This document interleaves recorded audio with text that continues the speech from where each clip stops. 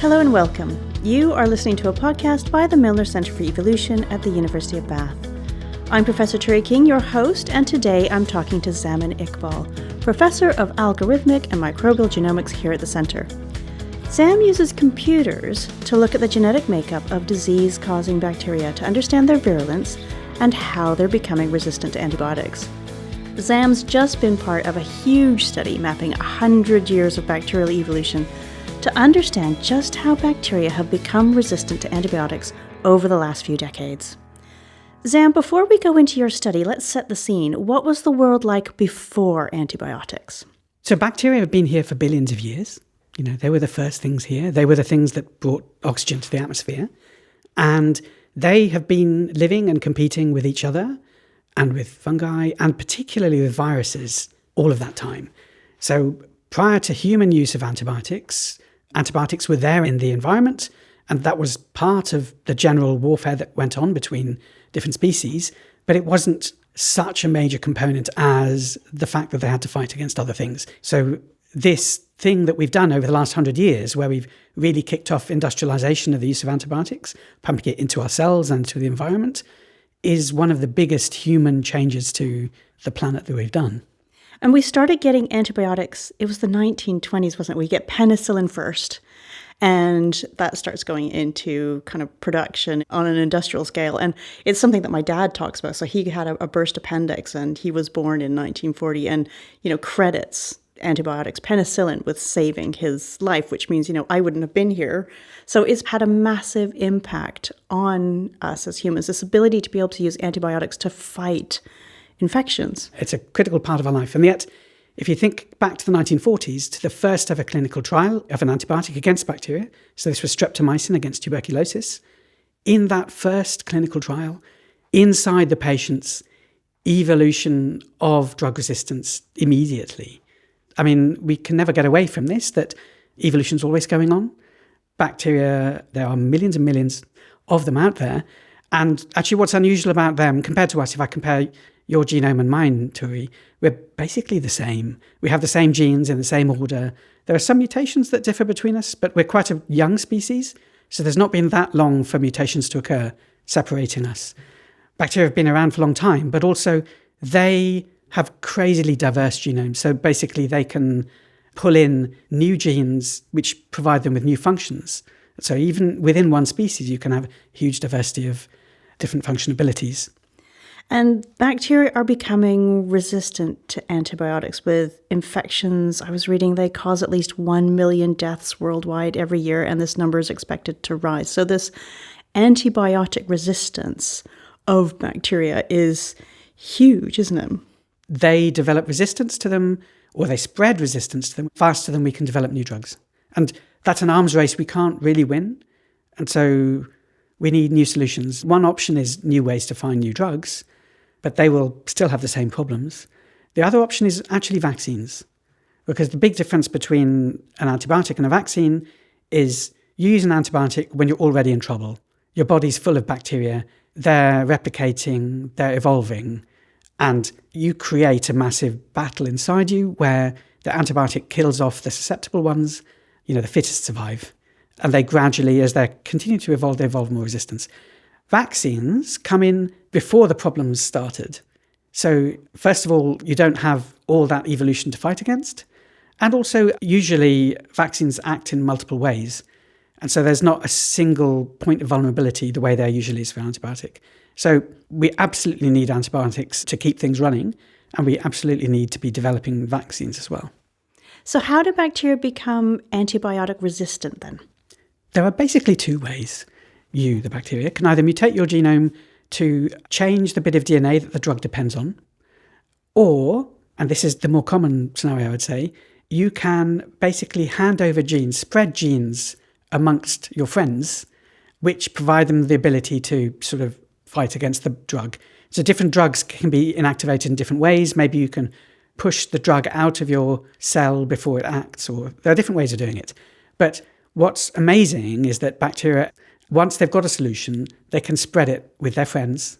And because they can move across different species, suddenly you can have drug resistance to many things.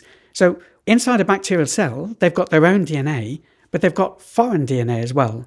So they've got these things called plasmids. They're small DNA molecules, and they've got into the cell, and your cell is run by a committee of local and foreign DNA. And sometimes the locals are in charge, but sometimes the immigrants are in charge. And depending on what's going on, sometimes basically the plasmids provide some tools, useful things. They give you the ability to not be killed by this drug. They give you photosynthesis. They give you warfare. They can give you weapons for killing other bacteria, all kinds of functions like that. Or they can actually be a manipulator, and they can actually control the rest of the chromosome, and they can control which genes are going to be expressed. And sometimes what that does is it gives the bacteria the ability to maybe attach to human cells, or once they're inside a human cell, break out of the human cell, or they can give the bacteria all kinds of different abilities in different ways. And bacteria are quite cool because they can swap plasmids around. So it's a little bit like there's a bacteria with a plasmid and it's got a little hack where it can get around an antibiotic, and it can then go, oh, here, and it can pass it on to another completely different bacteria. It can't either genes, or you can do plasmid swapping. Is that right? Exactly right. So supposing I'm trying to track disease spread in my country, and I'm looking at it from above, and the bacteria are like cars driving around, and I've got some surveillance system set up, and I'm tracking the cars. And at some point I realized this is not quite working. Like, the cars don't quite correspond to the illnesses. Something's not right. And then I zoom in and I realize when cars park at traffic lights, passengers are jumping from one car to another. And that's very much analogous to what happens here, that when you have two bacterial cells next to each other, you can pass a plasmid from one to the other. So the receiver, the recipient, now has a new ability that they didn't have before. So I know that some bacteria and fungi carry antimicrobial resistance. So we call it AMR, don't we, for short? And they carry those genes naturally. But the emergence and the spread of antibiotic resistance has been consistently linked to the use of antibiotics, hasn't it? So we don't have loads of samples from before humans kicked off with antibiotics. It's actually quite hard to know what was going on back there. You can try and infer it. So what's remarkable about our study is because we got hold of a set of bacterial samples saved from before we really started amping up using antibiotics, we can look at what they were like then. And you see, not that many of the bacteria back then had genes for fighting against antibiotic resistance. They were busy with other things. And then we can look at those plasmids from back then and compare them with their descendants today, and we can see how they've changed. And because we've got about 800 from back then, that's 800 replayings of the tape of evolution, if you see what I mean. And what we find is a small subset of them did go on to become major vectors of drug resistance, and those are responsible for the majority of antibiotic resistance today. It's not very surprising. I mean, I think it's interesting to see what proportion of them. It's not that every plasmid can carry AMR. It's clear that only some of them do. But what really surprised me was that we discovered something about the life cycle of plasmids. So when we study evolution, we know that we can go back years and years and years and years and track back from me back to the common ancestor between me and a chimp, and further back between me and a sponge or a sea cucumber, all kinds of things. And we sort of assumed that you could do the same with plasmids.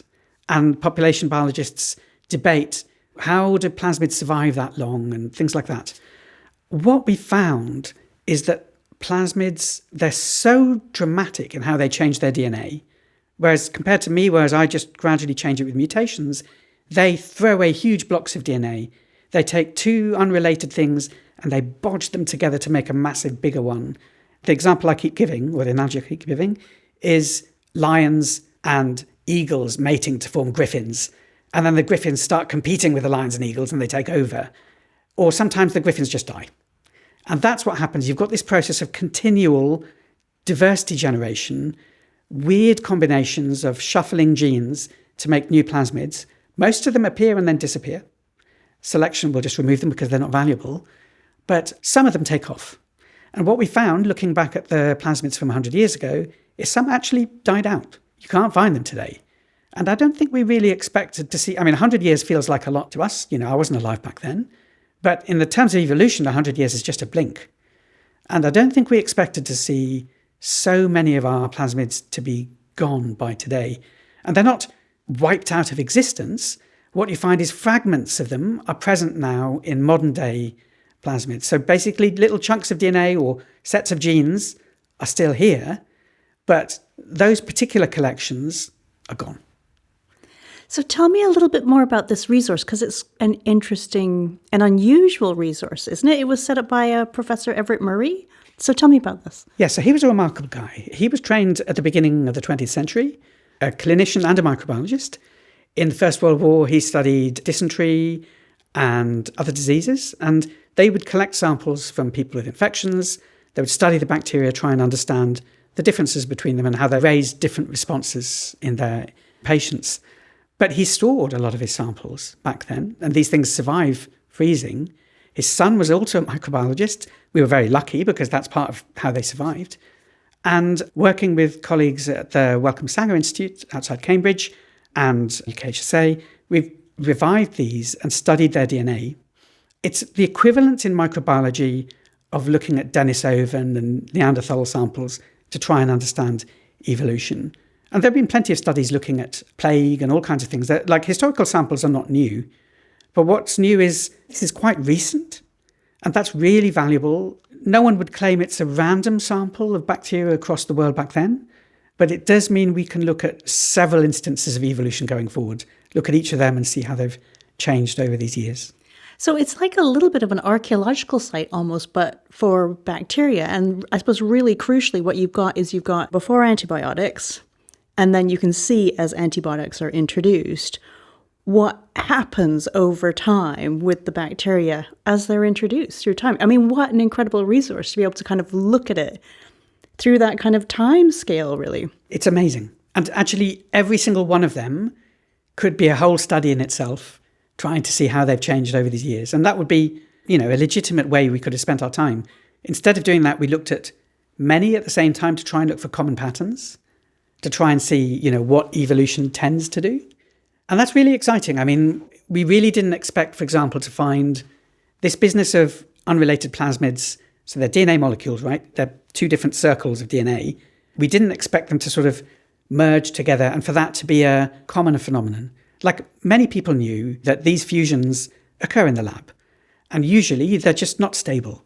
So you can see it happen, and if you're pressuring the system with antibiotics, they'll stick together. And generally, we would have thought that these are just temporary things. They appear and they disappear, sort of evolutionary noise. What we didn't expect is to find, over half of our historic plasmids can be now found inside massive things. And also to find that some of these fusion plasmids survived. We can find 100-year-old ones that are still here today. And of the ones that survived, the 100 years, some of them accumulated more and more antibiotic resistance, but some of them didn't. Actually, one of the big open questions for us, that's something I'm looking forward to chasing up, is understanding, well, what was there? What are the functions that they had? And there's a danger of being a bit narcissistic about this.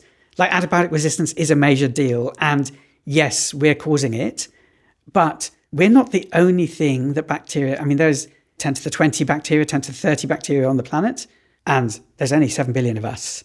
And we are causing big changes to the environment, but we're really not the only threat to them. And I think one of the things that we're going to need to do in order to understand if we can moderate the spread of antibiotic resistance is understanding the trade-offs that bacteria and resistance have to go through and what are the threats. So I was reading that you analysed over 40,000 plasmids, and they're from across 6 continents, the largest kind of data set of its time, and that you found that some of the ancestral plasmids went on to be global spreaders of antimicrobial resistance genes. And these were plasmids that didn't have resistance genes originally. So they're evolving this as antibiotics grow and become more used. They're kind of evolving this antimicrobial resistance. So this is allowing you basically to look at plasmid evolution. And I understand that you found kind of various pathways that plasmids tended to go down. So talk me through those. That's the bit I'm most excited about, because really what we're doing when we're doing science is we're trying to understand things. That's really what it's about. It's great to have applications, and that drives us too. But if we don't understand what's going on, then it's very stressful, and we like a happy life. And what we try and do is get to a state where we understand what's going on. And with plasmids, it's so chaotic, especially if you just sample from today. It's so chaotic that it's very hard to believe that there's any order. And what we found, looking over these 100 years, is that 3 kinds of things happen. You might have an ancestral plasmid, which does the very sedate, expected thing. You have some mutations, some genes arrive, some genes disappear. It's very slow and steady. The other thing that can happen is that some just go extinct. They're not providing a benefit to any of the host lineages. So plasmids can live in 2 ways. They can either make themselves valuable to their host, which is a bacterial species. The success of that guarantees their success because they're living inside it. The other thing they can do is just turn themselves into a pandemic, and they can just basically spread from one bacterium to another again and again and again. And then, in principle, they don't care if they're killing their host if they can move on fast enough. So that's a theoretical argument I've made, that they could either go for one or the other. It's quite hard to actually concretely say this plasmid is really acting like, a viral epidemic. But in principle, those are the 2 options. So if I go back to the lifestyles, so some plasmids will evolve slowly and they don't change very much. Some go extinct because they've just not made it. But what is happening is this continual process of basically making mosaics of different plasmids. You take chunks of this one and you stick them together and you get something new. And most of the time they appear and disappear. So if you look in our modern data, we can find loads of very rare, weird combinations of things. And those are evolution trying things that don't succeed. And sometimes we can see that there's huge activity around the plasmids that carry drug resistance. And they have these particular selfish element on them called a transposon. And these are interesting because they create chaos in a sense. They accelerate the rate at which plasmids sort of jumble themselves up. So I said there are 3 things that happen. One is you evolve slowly. One is you die out. And the third thing is you can just bolt together and fuse and become a new thing. And that may or may not succeed. And we just didn't realize that this third option was a major evolutionary process, which is really important to the generation of new things. So 50% of the AMR genes, the antibiotic resistance genes that we see today, are inside these fused plasmids. That's a kind of statistic that made us step back a little bit. So what that means is that there's this evolutionary sort of mergers and acquisitions process, this chaotic market of generating new products, waiting for things to really succeed. So I'm guessing essentially what happens is you will get a bacteria that has a plasmid that's got a particular element to it that means that, oh, okay, I'm going to survive if they try and throw penicillin at me. And that means it can go on, in the face of penicillin or not, to just keep replicating and then also kind of swapping those little bits that go, oh, I'm resistant to penicillin, and I'm going to go and give it to this bacteria over here. So it has it as well. And I suppose understanding how that happens means that you can start to predict what might happen in the future and how you can use this. Sort of yes and no. I mean, yes, spiritually, you're right. I'm very nervous about using the word prediction with evolution. I think you're right that you can predict the type of thing. And one of the interesting things about this study is because we find only a small fraction of plasmids are the bearers of AMR, that means we should go and look at them very carefully. And, they're a sort of international red list of plasmids that we should be concerned about and we should be tracking. And people already do have mental lists of, I've seen that plasmid before, or that keeps coming up in studies, or, this has been spreading a lot. It is quite hard to predict what's going to happen given we humans are quite chaotic about how we're using drugs. And, in some places, people are allowed to just sort of self-prescribe. There's a lot more of it in the environment in some places. We once did a study in an intensive care unit in Vietnam where we were finding huge amounts of antibiotic resistance in the patients. And our initial thought was, gosh, this is a lot spreading in this hospital. We reached a point where we thought this is not credible. And we realized, actually, it was in patients before they arrived. And one of the things that's really going to be important for us in the future is better monitoring of carriage, which means you sort of have this thing. It doesn't mean you're ill, but you're just carrying it. And we have in our guts, millions and millions of bacteria. If we are carrying a bug that has antibiotic resistance gene, that doesn't mean it's going to do us any harm at all. It can just sit there quite happily. We need bacteria in our guts, to digest and so on. The only risk is that if at some point we get ill, you might get unlucky and they might sort of pass through the gut wall and end up in your blood. And basically, an infection is a bacteria in the wrong place. It would have been fine in your gut, but in your blood, it's a real pain. And then by chance, you've got one that's got antibiotic resistance gene, then your whole treatment process becomes more complicated. So what can you use the results of your research for? I want to know how the hell it all works. So a standard thing you do in evolution biology is you try and take stuff from today and look backwards in time and sort of reconstruct history. You want to understand, how do your genomes change? How did your plasmids move from one strain of bacteria to another? So one thing we know, for example, in E. coli is a thing that lives in your gut normally, but it can cause urinary tract infections. It can cause bloodstream infections. And there are some lineages of E. coli that are really famously pandemic lineages of UTIs and things like that. And in the 1960s and then in the 1990s, there are occasions where one plasmid got into a particular strain of E. coli and then it took off, became a pandemic lineage. And that's happened twice. And we want to understand how often has that happened before. I mean, we don't just want to understand antibiotic resistance, we want to understand everything. I mean, plasmids are behind so many things, like how rhizobia help plants to fix nitrogen. There are insects that use plasmids to help them survive against insecticides. Essentially, there's nowhere in the planet without bacteria, and there's nowhere in the planet without plasmids. And generally speaking, they wouldn't stay there unless they were providing benefit. So plasmids are part of what make bacteria, and they are basically most of the world. So we just want to understand everything. Sam, thank you so much for talking with me. This was a podcast by the Milner Centre for Evolution at the University of Bath. I'm Turi King, and thank you for listening. If you have any thoughts or comments on this or any other episodes, please contact us via our social media. For more information about the Milner Centre for Evolution, you can visit our website.